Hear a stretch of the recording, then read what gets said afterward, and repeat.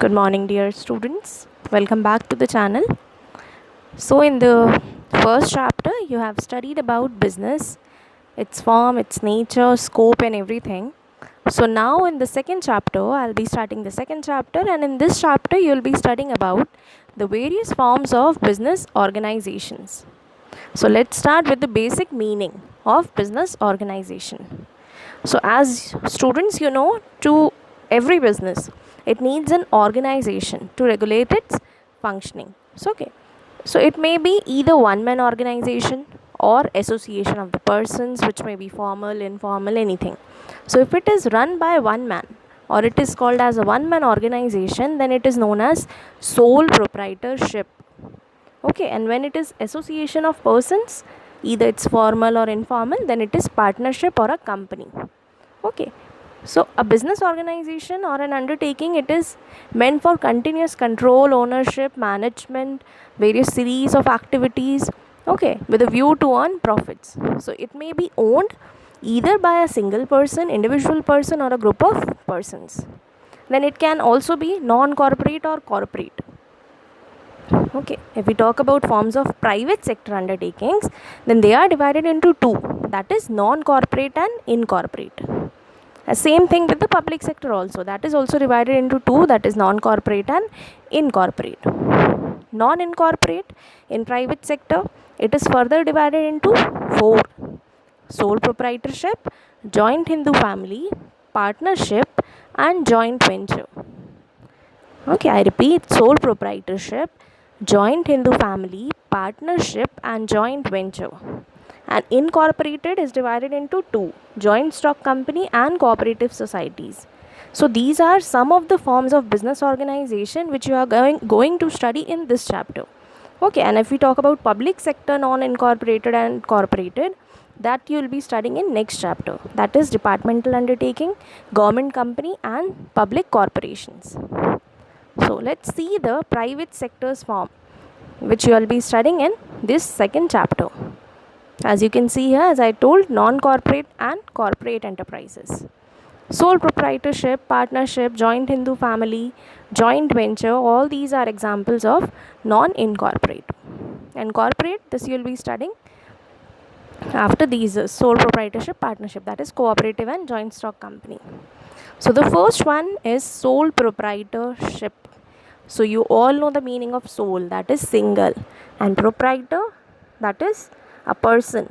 Okay, sole proprietor, a person who is going to manage the business all alone. Sole proprietor, single owner. Okay, single individual. So sole tradership, it is an ancient form of organization, and it is that type of business which is started and managed, as I told, by one single person, and only that person is responsible for its profits and losses. That means if the company is going to earn the profits, whole profit will go to him only, single person only. And if the company is going to suffer with the losses, that losses will be only borne by him. So he is an individual entrepreneur, sole organizer, sole owner, or a sole proprietor.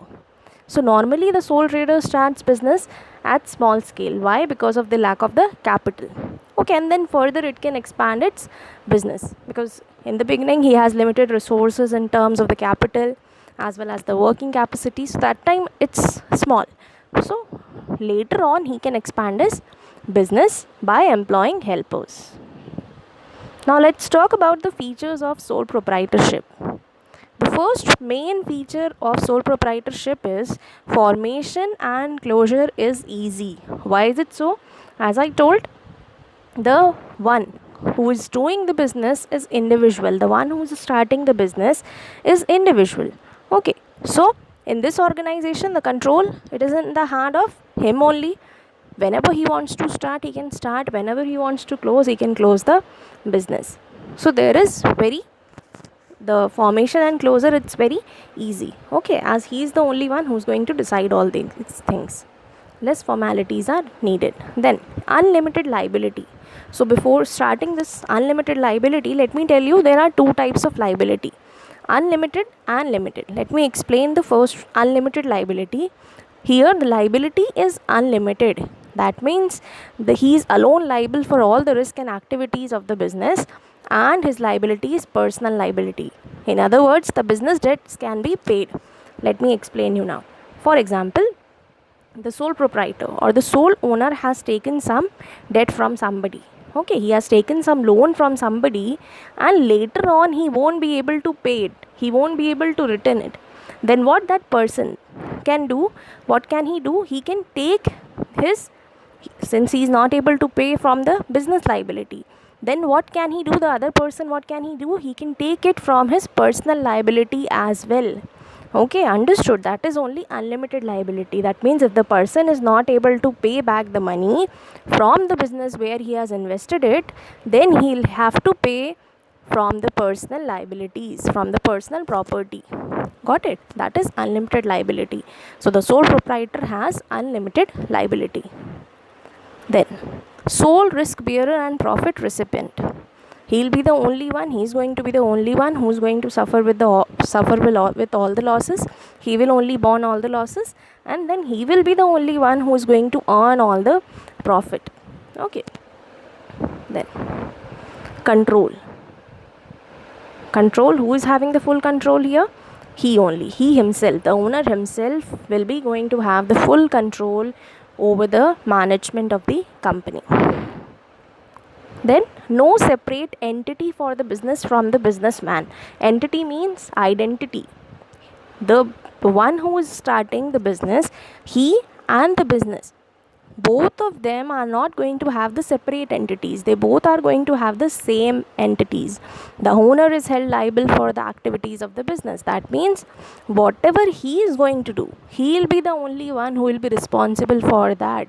If the business is going to get affected, then he himself will be the one who is going to get the business affected. That means he will be the only one who will be having the proper reflection of his job on the business. Then lack of continuity. It's very obvious, if he is going to die or something is going to happen to him and there is no one to continue the business, it's going to come to an end.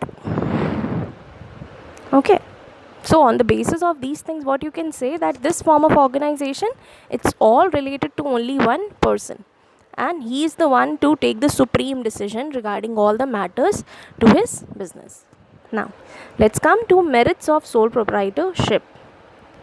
Quick decision making. As I told you, he is the only one to run the business. He is the only one to take the supreme decisions. So, decisions can be taken very quickly. He does not need to coordinate with others or need to discuss with others about the various decisions. Confidentiality of information. The information, it's not going to get in the other hands. That means secrecy can be maintained. He is the only owner and the manager, therefore he is only able to keep the secrecy of the business matters, and it's very important in this age of competition. Okay, because if a trader gets a new idea, he must keep it secret until he uses it in the business. Then direct incentive or incentive for a hard work. The more a sole trader works hard, the more he'll get the incentive.